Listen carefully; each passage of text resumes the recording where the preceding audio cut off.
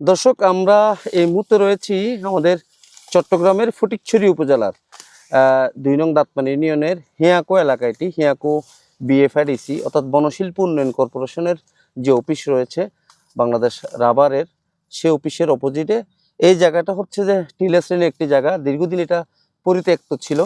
এখানে রাবার গাছ যেগুলো ছিল আগে, সেগুলো আপনি মেয়াদ উত্তীর্ণ হওয়ার পরে আপনার এগুলো সরকার সংশ্লিষ্ট বিভাগ এগুলো আপনার অকশন দিয়ে দেওয়া হয়েছে।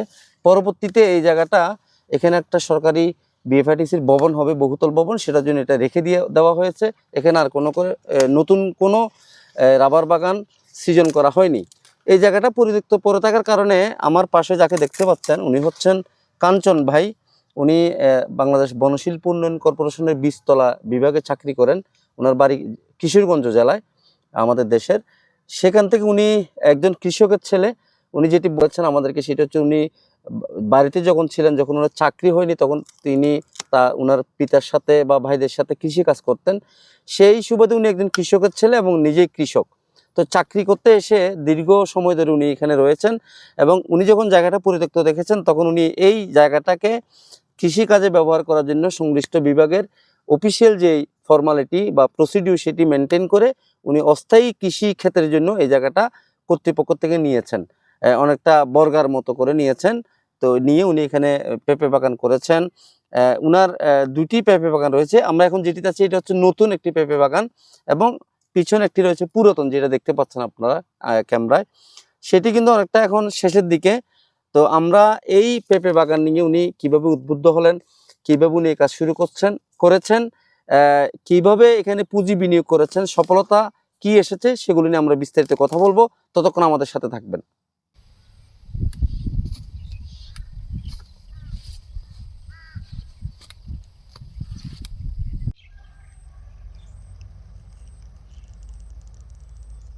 কাঞ্চন ভাই, এই যে গাছটা এটা এমন কেন হলো একটু যদি বলেন আপনি, এটা কি সমস্যা? এদের কি সমস্যাটা আমি অবশ্যই রোগটা কি যে ছত্রনাশক এটা আমি বুঝতে পারি না, এটা আমার জানা নাই। এই জন্য এটার জন্য একটা ভালো যুক্তি পরামর্শ যদি মনে করেন কেউ দিত তাইলে হয়তো আমার একটু অনেকটা উপকৃত হইতাম। এছাড়াও আপনার আরো রোগ আছে কিছু আশেপাশের গাছে, ওই যে ওইটা তো এই সমস্যা এই আর কি। কিছু কিছু আছে আপনার মোজাইক ভাইরাস, ওইটা তো মোজাইক ভাইরাস, কিন্তু আমি তেমন একটা সার্বিক সহযোগিতা পাইতেছি না এই আর কি, বা কেউ আমার কাছে আসতেও আছে না। মানে আপনি এই রোগটা সম্পর্কে আপনার কোনো ধারণা নাই এটা কি রোগ? জি না, তাহলে কৃষি অফিস যদি আপনাকে প্রয়োজনীয় পরামর্শ দেয় তখন তো আপনি বুঝতে পারবেন এটা কি রোগ। জি, তাইলে ইনশাআল্লাহ আমি তাইলে এই চিকিৎসা করতাম আর কি। আপনি কি গিয়েছেন কৃষি অফিসার বা যারা দায়িত্ব আছে কারো কাছে কোনো পরামর্শ নিয়েছেন? না, এরকম কারো কাছে আমি যাই নাই। আচ্ছা। তবে ইনশাআল্লাহ আপনার মাধ্যমে যদি কারোর সাথে পরিচয় হয় ইনশাআল্লাহ যাব। আচ্ছা, এই আর কি। আপনি একটু বলেন যে এই এখানে আপনার কি পরিমাণ গাছ রয়েছে টোটাল বড় এবং এই নতুনগুলো মিলিয়ে?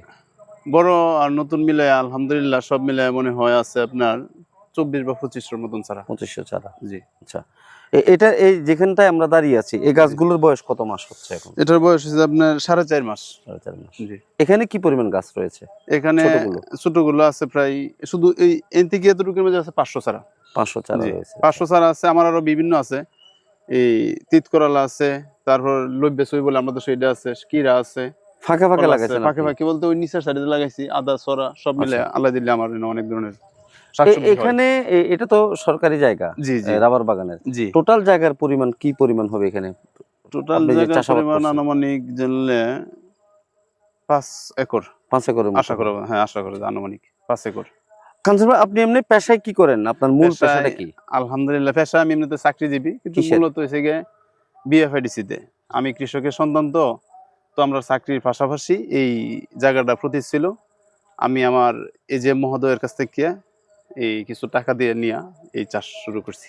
আচ্ছা, মূলত হচ্ছে আপনি রাবার বাগানে চাকরি জি, করেন। Rubber register. কি পদে আছেন আপনি? বিএফআইডিসির ২০ তলা পদে আছি। ২০ তলা ২০ পদে তলা আছেন। পদে আছি। তার মানে আপনি কৃষির সাথে সম্পৃক্ত আছেন। কৃষি মানে এটা হচ্ছে মানে চাকরির বীজের সাথে, পাশাপাশি। হ্যাঁ, জি জি, বীজের চাকরির সাথে সম্পৃক্ত। পাশাপাশি এটা একটা দেশের মনে করেন রেমিটেন্সের একটা বিশাল না, ভূমিকা, আপনি যেহেতু যে আমাদের মাননীয় চাকরিতে প্রধানমন্ত্রী যে বলছে। কাজটা আপনার জি চাকরি সেটাও কিন্তু গাছ লতা পাতা গাছ জি জি কৃষি নিয়ে, জি কৃষি নিয়ে জি। সেই দিক থেকে আপনার একটা অভিজ্ঞতা রয়েছে। হ্যাঁ ইনশাল্লাহ আচ্ছা, তা ইনশাল্লাহ। আপনি এই চাকরি করেন, মাস শেষে বেতন গুনেন, বাড়ির মা বাবা ভাই বোনের জন্য, স্ত্রী পুত্রের জন্য টাকা পয়সা পাঠান, কিন্তু এখানে চাকরি করতে এসে এটা আপনার মাথায় কিভাবে আসলো, মানে কিভাবে আপনি অনুপ্রাণিত হলেন এই কাজ করার জন্য?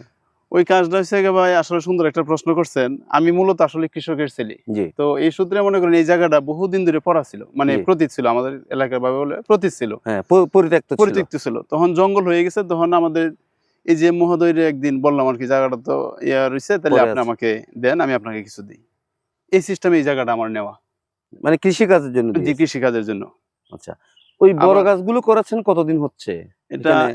১ বছরের উপর হয়েছে। আচ্ছা, আপনার ওখানে কি পরিমাণ পুঁজি বিনিয়োগ করেছেন আর এই পর্যন্ত কি পরিমাণ আপনি বিক্রি করেছেন বড় ওখানে? গাছগুলো থেকে আমার আনুমানিক প্রায় ৬ লাখ টাকার মতন পুঁজি বিনিয়োগ করছি। আর এমনিতে ইনশাল্লাহ লাভবান হইছি। আর এই বছরে যা আসতো তা পুরোটাই আমার লাভ হইতো। কিন্তু এবছরে যে ঘূর্ণিঝড়ে আমার এই গাছ সব ফালায় দিল। ঘূর্ণিঝড় রমেলের। রমেলের। রমেলের সময়। রমেলের জন্য আমার ক্ষতি বিশাল আকারে হইছে। আচ্ছা, আর নয়তো আমি আপনি অবশ্যই লাভবান আপনি হইতাম। এ পর্যন্ত যা বিক্রি করেছেন তার মধ্যে আপনার যে পুঁজি সেটা কি আপনার রিকভার হয়েছে? মানে পুঁজিটা কি তুলতে পেরেছেন কিনা আপনি? পুঁজি আমার একটা বাগানের মাঝে কিছু টাকা লাভ হইছে, আর এই বাগানটার মধ্যে প্রায় ২.৫ লাখ টাকা লস হইছে। ২.৫ লাখ টাকা ক্ষতির লস। সম্মুখীন হ্যাঁ, হয়েছেন। লস। আচ্ছা, ক্ষতির সম্মুখীন। এখানে এই যে ৫০০ গাছের মধ্যে আপনি কি পরিমাণ ফল আশা করছেন? ৫০০ গাছে আলহামদুলিল্লাহ এবারকার গাছের ইনশাআল্লাহ গ্রোথ খুব ভালো। জি, যদি এই রোগটা থেকে আমি মুক্তি পাই, জি। তাইলে মনে করেন এন থেকে আমার অ প্রায় ২.৫ লাখ টাকার মতন খরচ হইছে। এখনো যে ফল আছে, এই ফল যদি ইনশাআল্লাহ স্বয়ংসম্পূর্ণভাবে বেচতে পারি, তাহলে ইনশাআল্লাহ ৫ লাখ টাকার মতন বিক্রি আসতে পারে। বিক্রি হবে। আনুমানিক জি। মানে আপনি খরচ, উৎপাদন খরচ সব মিলিয়ে ভালো একটা লাভের আশা করছেন। আশা করতেছি যদি আল্লাহ এই আবহাওয়া বা যদি কোনো দুর্যোগ না আসে আরকি, তাইলে ইনশাআল্লাহ খুব ভালো একটা এই ফলন আশা করতে পারতেছি। কাঞ্চন ভাইয়ের গ্রামের বাড়ি কোন জেলা বাংলাদেশের? আমার দেশের বাড়ি কিশোরগঞ্জ, জি। এই আরকি। এখানে কত বছরের রাবার বাগানের এখানে চাকরিতে? প্রায় ১২ বছর। কে আছে পরিবারে আপনার? এখানে আমার কি কেউ আছেন জি, পরিবারে? এখানে আপনার ভাবি আছে, এমনিতে আমার বাপ, মা ইনশাআল্লাহ আছে। সবাই আছে। সবাই আছে আলহামদুলিল্লাহ। আচ্ছা। তাহলে রাবারের চাকরি কত বছর বললেন? রাবারের চাকরি আমার এই পার্মানেন্ট চাকরি হইছে আপনার ১০ বছর। আর আচ্ছা, এমনিতে ২ বছরের মতন ছিলাম মাস্টার রোলে। মাস্টার রোলে জি। ছিলেন। আচ্ছা। তো এই দাঁতমারা রাবার বাগান এখানে কত বছর? দাঁতমারাতেই আমার চাকরি সার্ভিস। এখানেই শুরু। এখানেই এখন শুরু। এখানে আছেন। এখানেই জি। আচ্ছা। তো আপনি ধরেন এই প্রতিটা জায়গায় এখানে পেঁপে চাষ করলেন। পাশাপাশি আপনি সাথী ফসল হিসেবে অন্য কি ফল অন্য লাগিয়েছিলেন? ওই পাশে আছে লইব্যসই বলে আমাদের হ্যাঁ, এলাকা। লোব্বা বা লইব্যসই বলে বরবটি। আপনাদের, বটবটি বলে আপনাদের জি, এলাকা। তারপর এই কিছু শসা লাগাইছিলাম। জি, ইনশাআল্লাহ এটাও ভালো ফলন হয়েছিল। জি। এখন কিছু কচুর ছড়া আছে। মুখী প্লাস কচু। মুখী কচু। জি। প্লাস এই আদাও কিছু আছে। আদা চাষ করেছেন। তারপর ওই চতুর্দিক দিয়ে আপনার কিছু কলা আছে। আচ্ছা, কলা আছে। এর মাঝে এখন আবার কিছুদিন আগে লাউ লাগাইছিলাম। আচ্ছা। যেটা আপনাদের এলাকায় কদু লাউ বলে। হ্যাঁ, বাংলা কদু। বাংলা কদু। বাংলা কদুতে ইনশাআল্লাহ আমার ১-১.৫ লাখ টাকার মতন লাভবান হইছিলাম বাংলা কদুটা। আপনি এখানে যে পরিমাণ পুঁজি বিনিয়োগ করেছেন পেঁপে এবং অন্যান্য সাথী ফসল নিয়ে, জি। মোটামুটি এ পর্যন্ত যা বিক্রি হয়েছে আপনি কি ক্ষতির সম্মুখীন হয়েছেন না লাভের দিকে আছেন? এখন মোটামুটি। পর্যন্ত আসলে এটাও তো এখনো টাকা আসে নাই। না, তো এখন হ্যাঁ। পর্যন্ত ক্ষতির দিকেই আছি। আচ্ছা, লাভ পর্যন্ত এখনো আসে নাই। আচ্ছা। তবে এইটা যদি আসে তাইলে আশা করা যায় লাভ। আপনার পেঁপে বাগানের কথা যদি বলি, এই কি ধরনের কোন প্রজাতির পেঁপে রয়েছে এখানে? এখানে আছে আপনার শাহী ওয়ান রয়েছে, তারপর টপ লেডি রয়েছে, লেট লেডি রয়েছে, শাহী বাবু রয়েছে। ৩-৪ টে আইটেমের পেঁপে এগুলো রয়েছে। কি আমাদের দেশীয় প্রজাতি? না, এগুলো দেশে না, এগুলো সব হইছে বাহিরের। কোন দেশীয় প্রজাতি এগুলো যেগুলো এই বললেন? যে শাহী ওয়ান যেটা হইছে গিয়া, এটা হইছে গিয়া আপনার ভিয়েতনামের। ভিয়েতনামের, হ্যাঁ। তারপর এই যে এই টপ লেডি এটাও বাহিরের পেঁপে, রেড লেডিও বাহিরের। আচ্ছা। তো এগুলোর আপনার মিষ্টতা কেমন? মানে খুবই ফলের যে খুবই ইয়াটা? সুস্বাদী, খুবই সুস্বাদ। মানে এটা এই কাটলে আপনার এমনি লাল বর্ণ হয়।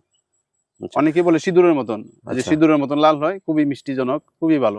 আমাদের দেশে একটা প্রচলিত প্রবাদ রয়েছে যে এই যে পেঁপে গাছগুলো এগুলো হাইব্রিড বলা হয়। এই জি। হাইব্রিড পেঁপে তেমন একটা মিষ্টি না। অনেকে খেতে চায় না।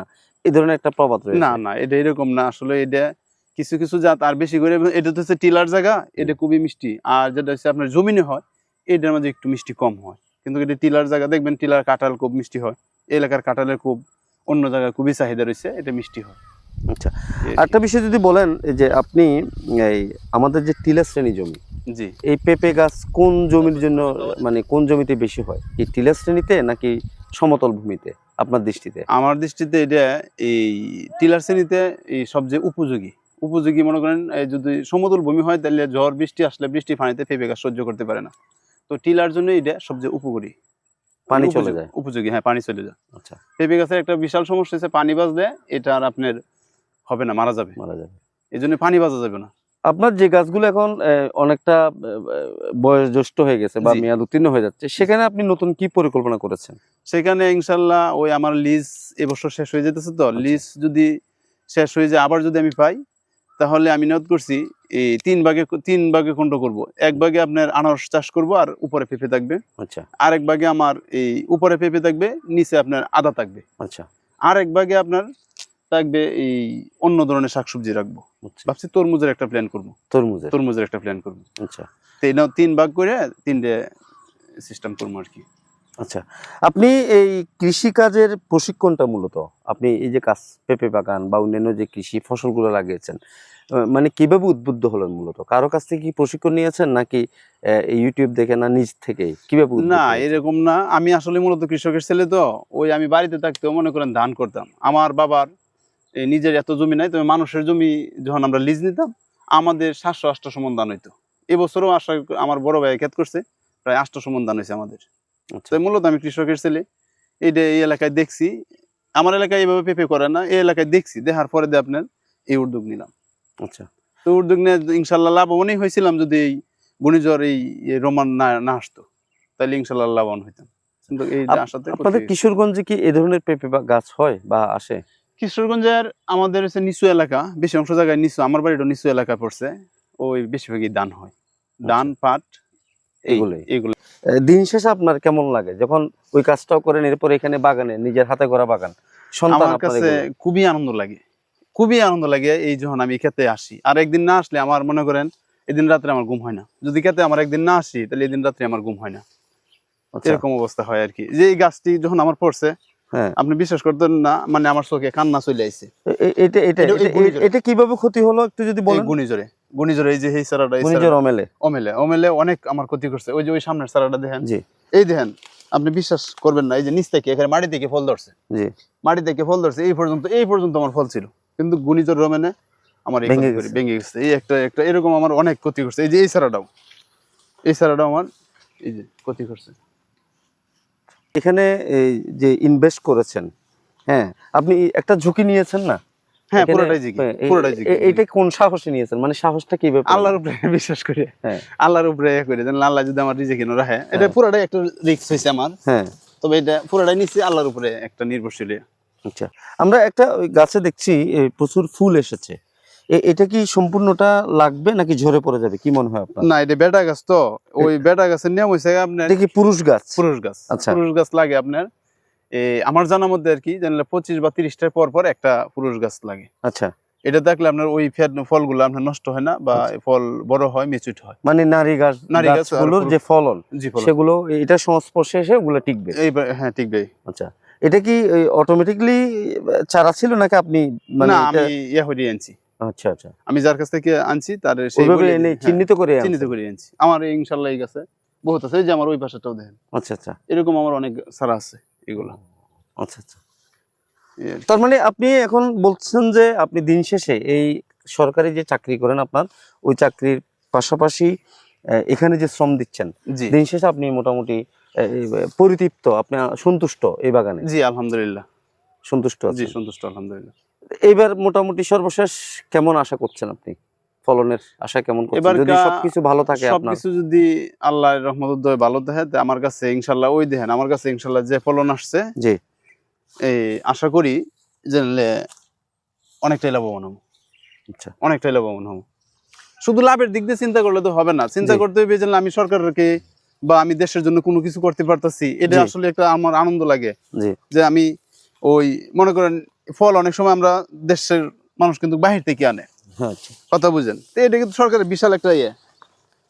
হ্যাঁ, আপনার এখানে এই আপনি ছাড়া জি কোনো কর্মচারী রয়েছে বা শ্রমিক আছে? জি আছে। কতজন শ্রমিক রয়েছে আপনার? আমার রেগুলার 3 জন লোকে কাজ করে, আপনি ছাড়া ৩ জন লোক আমার আছে? ছাড়াই 3 জন লোকে কাজ করে। আচ্ছা। আপনার আমাদের যে কৃষি অধিদপ্তরের কাছে বা কৃষি যে কর্মকর্তারা রয়েছে, জি তাদের প্রতি আপনার কোনো আবেদন আছে কিনা বা কোনো অনুরোধ আছে কিনা? আপনি কি ধরনের সহযোগিতা চান ওনাদের না, কাছে? আমার অনুরোধ মাঝে মাঝে যদি আমার ক্ষেত্রে এসে একটু দেখে যায়, দেখে গেলে মনে করেন এই যে কিছু কি কীটনাশক দিতে হবে, এটা হয়তো আমি পেঁপে এর আগে বেশি একটা করি নাই, এটা বুঝি নাই। তো ওরা একটু মাঝে মাঝে আসলে যদি আমাকে একটু বুদ্ধি দিয়ে দেয়, তাহলে আমি এই সিস্টেমে আগাইলে আমি আর একটু লাভবান হই, আচ্ছা, এই আর কি। আমাদের মাননীয় প্রধানমন্ত্রী বলেছেন যে আমাদের দেশের 1 ইঞ্চি জমি যে যাতে জমি খালি না যায়, প্রতি জি ইঞ্চি জমিকে কৃষিকাজে কৃষিকাজে ব্যবহার করা হয়। জি সেক্ষেত্রে আপনি এই পতিত জমিটাকে কাজে লাগিয়ে আপনি এখানে কৃষি ক্ষেত করেছেন, পেঁপে বা অন্যান্য ফসল চাষ করছেন। জি সেদিক থেকে আপনি নিঃসন্দেহে আপনি ধন্যবাদ পাওয়ার উপযোগী। তো সরকারের কাছে আপনার কোনো ধরনের চাওয়া বা কোনো ধরনের দাবি আছে কিনা? কি ধরনের সহযোগিতা করলে আপনি এটাকে আরো এগিয়ে নিয়ে যেতে পারবেন? না, মাননীয় প্রধানমন্ত্রী বলছে যে বাংলাদেশের 1 ইঞ্চি জায়গাও যেন খালি না থাকে। তো ওনার কথাটা আমার আসলে অত্যন্ত ভালো লাগছে। ওনার কথার উপরে ভিত্তি করে আমি এই জায়গাটা প্রতীক ছিল। তো এটা আমি আমার এই যে মহোদয়ের কাছ থেকে নিছি, নেওয়ার পরে এটা করছি। তো ওনার কথা রাখতে গিয়ে মনে করেন শুধু যে আমার লাভের জন্য তা না। যেমন আমার অন্য ৩ জন লোকে কাজ করে। যখন আমার সিজন হয় তখন আমি ৫-৭ জন লোকের কাজ করাই। তখন আমার কাছে একটা আনন্দ লাগে। যে আমিও আরেকজনকে খাটাইতে পারতেছি বা ওদের সংসার চালাইতে পারতেছি। এই আর কোনো কিছু আমার চাওয়া নাই। আচ্ছা। আপনার মতো অনেকেই রাবারে চাকরি করে। কিন্তু দেখা যায় দিন শেষে বাজারে বসে আড্ডা দেয় বা কেউ চায়ের দোকান করে বা কেউ হতাশায় ভুগে। সামান্য বেতন, নির্ধারিত বেতনে জি, সংসার চলে না। জি, তাদের আপনার যে যারা কলিগ রয়েছেন জি, আপনার পেশাতেই বা জি, এই বিভাগেই, জি, তাদের প্রতি আপনার কোনো পরামর্শ আছে কিনা? যে এই ধরনের তো অনেক পতিত জমি রয়েছে, জি। তাদের আশেপাশেও রয়েছে। তো তাদের প্রতি আপনার কোনো পরামর্শ আছে কিনা? না, পরামর্শ মনে করেন ইচ্ছা করলে করতে পারে। যেমন আমি এটার পাশাপাশি আমার গরু আছে। জি, তো গরু মনে করেন প্রতিদিন যদি আমার ১ কেজি ২ কেজি দুধ নিজে খাইয়া বেচতে পারি, তাহলে একটা মানুষের আবার এই যে শরীরের বা উপকারী অনেক কাজে লাগে। এরকম অনেকেই ইচ্ছা করলে করতে পারে। এই আরকি। আর আমার শুধু এইটা না, এছাড়াও আমার আরো পেঁপে ক্ষেত আছে। আচ্ছা, আমার বাসার ওই পাশে একটা পাবলিকের পেঁপে ক্ষেত আমি লিজ নিছি। আচ্ছা, লিজ নিয়ে আমি নিজে করছি। আচ্ছা, আচ্ছা। ওই পাশে। ওখানে কি পরিমাণ আছে আপনার? ওইখানেও আছে মোটামুটি চারা কয়েকশো চারা আছে। তবে কিছু করতেছে বৃষ্টিতে। আচ্ছা।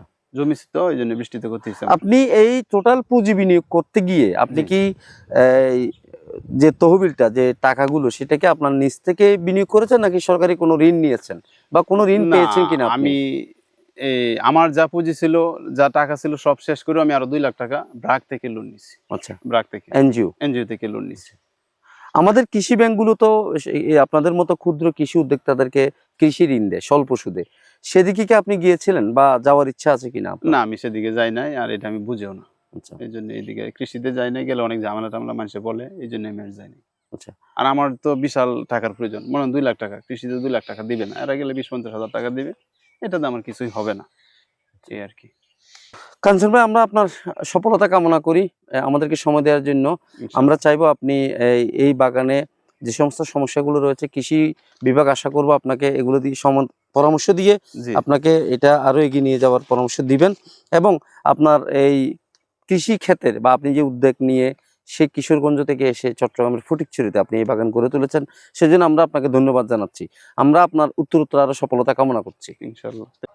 সরকারি চাকুরির পাশাপাশি সরকারি এ ধরনের পতিত জমিতে পেঁপে চাষ করে সফল হয়েছেন কাঞ্চন ভাই। কৃষি অধিদপ্তর যদি তাকে আরো ভালো উন্নত প্রযুক্তির প্রশিক্ষণ দিয়ে এবং প্রয়োজনীয় পরামর্শ দিয়ে যদি আরো দক্ষ করে তোলেন, তিনি যেটি জানিয়েছেন, তাহলে তার এ ধরনের পেঁপে বাগান আরো পরিধি বাড়বে এবং এখানে আরো বিপুল পরিমাণ মানুষের কর্মসংস্থান সৃষ্টি হবে। পাশাপাশি নিজের যে চাকুরির অবসর সময়টুকু তিনি এখানে দিয়ে যে শ্রমটুকু এখানে দিচ্ছেন, তার যে ফলাফল সেটি আরো বৃদ্ধি পাবে। আবু মুসা জীবন, গ্লোবাল বাংলা, ফটিকছড়ি, চট্টগ্রাম।